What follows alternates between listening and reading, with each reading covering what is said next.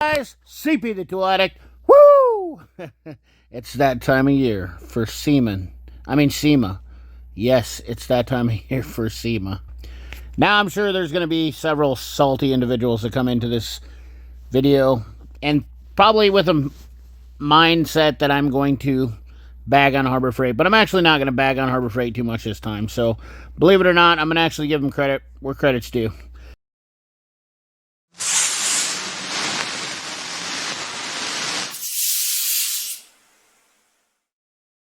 But I'm also going to point out some factual things that you probably won't hear from anybody else because they avoid what they would consider toxic negativity in my case.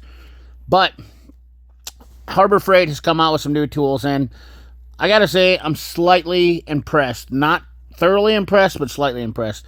First of all, they're changing some colors, put in some purple stuff, which is nice to see. You know, always nice to see some color changes. At least one company besides a tool truck company is doing that, which is definitely not terrible. The purple looks nice, seems nice. Like the jack. I actually kind of like the jack. I'm kind of hip on the purple, but am I going to run out and buy it? Probably not. But once again, for somebody to personalize their tools, it's definitely a nice little touch. That being said, let's talk about the new tools that Icon's coming out with. First of all, it looks like Icon is taking a platform from either Autel or Logic. It's hard to say at this point, but I'm sure that they are not actually building anything proprietary, which is going to follow along with everything they do. Harbor Freight is not a tool manufacturer, as we all know. We're all grown-ups now. We all understand that. But at least they have actually upgraded from their garbage line of tools that they had before. Or I should say garbage diagnostic tools that they had before. That being the Zurich platform, which did have Autel-esque type features, but I used one and wasn't too impressed with it. From the standpoint is there's really no support, and that's the biggest problem with Harbor Freight stuff in diagnostic, which professional mechanics are not going to really jump towards Harbor Freight, I feel. But it does look like they've made a leap forward, at least to try to get with diagnostics for professional mechanics in order to entice them a little more. Now, the biggest question is, what's the support like? Because that's usually the biggest problem with any diagnostic. Autel, Launch, Topdon, all these companies have a very good support system, so it'll be interesting, and it would be nice if they would actually elaborated on that. I've tried to get some questions, or tried to ask them questions, get some answers, and I'm unable to get anything, which tells me that they're a little behind the eight ball on how this operation's going to run. But moving right along, there is some other new developments in tools, and they have definitely ripped off some more Snap-on stuff. Now, I will give them credit. At least they're doing similar products to Snap-on, which will help for the general public and the people who can't afford it. I always understand. But there's one thing that I will give them credit about. At least they're making a pretty valiant effort, a decent effort, I should say. Not a valiant, but a decent effort to make a tool that is similar or as useful as a Snap-on. And they're very nice tools, professionals know.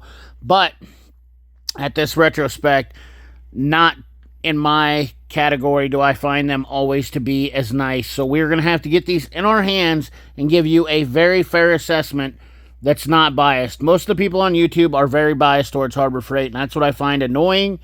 I am not biased. I obviously do not like the owner. He's a radical liberal, in my opinions. And I'm not saying the liberals are bad and we're bringing politics into this, but at the same sense, I don't like his views, and he promotes against 2A stuff, which I feel near and dear to my heart, which shouldn't matter in tools, but we live in a society of hypocrisy where we can do one thing and say one thing and not do another, and I find it to be, you know, if I'm going to look at buying something from a company, I want to know every view they're going to use or whatever they're doing. They want them to align with everything that I do in my life. I mean, everybody else in the world will cry wolf if they don't like something, so I guess I should be allowed to do that myself. Whether you do or not, I don't care, and that's really kind of a moot point. But let's move right along here. They have also, looks like they've tried to recreate the PWZ pliers, which once again, I will be getting these, checking them out. I will be buying these and with my own money and giving them a fair assessment and looking into them. I personally don't use the PWZs a lot, but it's nice to see a cheaper version because it would be something that would be more in my wheelhouse of buying if I didn't have to spend $100 on them. They look like a fairly nice set, decent made. I'm sure they're probably Taiwan, which is nice. They're using the Icon name. Harbor Freight is definitely getting better at learning what not to do in order to entice more professionals. Now, are professionals the big market? No, they're not. And that's the biggest problem with a lot of these tool stuff is that most people bag on professionals. Their job telling them that they shouldn't use professional grade tools, which blows my mind because why should you use DIY tools when you're a professional? It's pretty much your choice to do whatever. That's why we live in the country we do, and that's called capitalism. So however you want to spend your money should be your prerogative. That being said, they also have been ripping off Knipex, it looks like. The twin grips right here, which I don't think the twin grips are really too badly priced, but I'm going to be interested to see the price. Now, I should have talked about the price on the PWZs. I'm assuming, now I'm going to go ahead and lay it down because I have no price on them. I'm going to say these are probably going to run $30, which I think the Snap-ons are equivalent to $60. So I would imagine everything's going to be about half price. I think the PWZs run about $90 to $120. So I would imagine you're going to see these run about $40 to $60, maybe $70. I could be a little bit high. And then the twin grips, I imagine they're going to be right around the $30, $25 mark. So, once again, we have to see them and use them to see if they're equivalent to the Knipex. So, compare them to them. Look at them. I do not like the Icon rubber. It looks like the Snap-on stuff, but I will tell you, the pliers that I did buy from, I was not impressed with them. They're a little bit too hard, in my opinion, compared to what I'm used to using with Snap-on. So, that is a big negative towards them for me, but is it worth spending the extra $30? And now they've also come up with the screw extractor Snap-on versions too, which are a nice one, but once again, we'll have to see, do they have the same hardness and hold up? And I'm sure there'll be other channels out there will be jumping on this too, because, testing is one of those things. I find it slightly hilarious that it looks like the Earthquake XT, and you guys can tell me, but this tool looks exactly like the Astro Thor. I swear Harbor Freight is just ripping off every company they can. Once again, more Knipex-esque pliers that we've ripped off. Now here's the problem, what I don't like about this. The innovation, there is no innovation in this. Basically what they're doing is ripping off another company, and this seems to be a very big theme, which I don't like. Okay, so a company does all the innovative, and now another company comes in and just remakes it. Big deal. Okay, so now you're just selling it at a price point. Is that really what customers want these days? They don't care as long as it looks like it? Leave a comment down in the comment box. To me, it doesn't really make sense to me because I understand quality, and I look for quality, and I try to have the best tool that I can for my money. Depending on the amount of use of it, I understand you don't need to spend that kind of money, but if you want to feel like you have Snap-on, or Knipex, or any other brand out there, is this really something that makes you that excited to be a knockoff?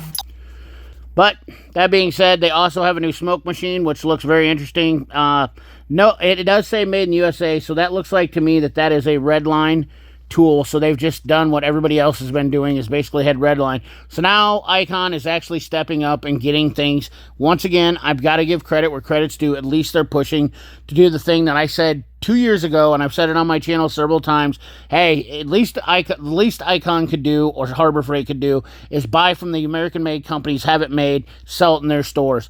Makes more sense to me than going out and getting China to build them something that's marginally well. But that's probably a really nice smoke machine. I would imagine 100% it's made by Redline, which is a very good company that builds really good smoke machines. Are they pricey? Yes. I'm guessing that's going to be around $700. It'll be one of those things we'll have to wait and see. But that being said, that was the most exciting things that I've seen out of SEMA. And Harbor Freight did what I would consider a fairly good job. Now, they did have a new U.S. General Series 2 box coming out, but we've all seen that. I think we've seen that coming and knew that was coming. Not really that big a deal.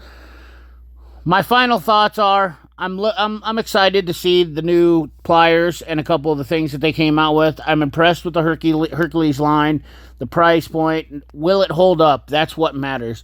I think that's the biggest misconception we have with a lot of things nowadays is we go out, we watch these videos or see people, and they can take off a semi-truck lug nut or whatnot. But what really matters to the most of us, and I know a bunch of you should leave a comment in the comment box, is longevity. Because if you're constantly taking something in and warranting it, does that really justify the warranty? No, we want to keep quality. We need to maintain some sort of quality standards for our tools, and that's all that I really care about. Besides my personal preferences on, or, you know, company profile overviews, at the end of the day, I know there's a lot of people that love Harbor Freight, and I'm never going to change that. They get really butthurt if I say anything negative and offended, and I find that to be ridiculous, because I'm just telling you my honest feelings. Where everybody else is sugarcoating it to get views, I'm telling you the truth. So anyways, guys, I hope you enjoyed this video. Remember to like, comment, share, subscribe, ring that bell. Remember, keep your hands dirty and your money clean. Thanks for watching.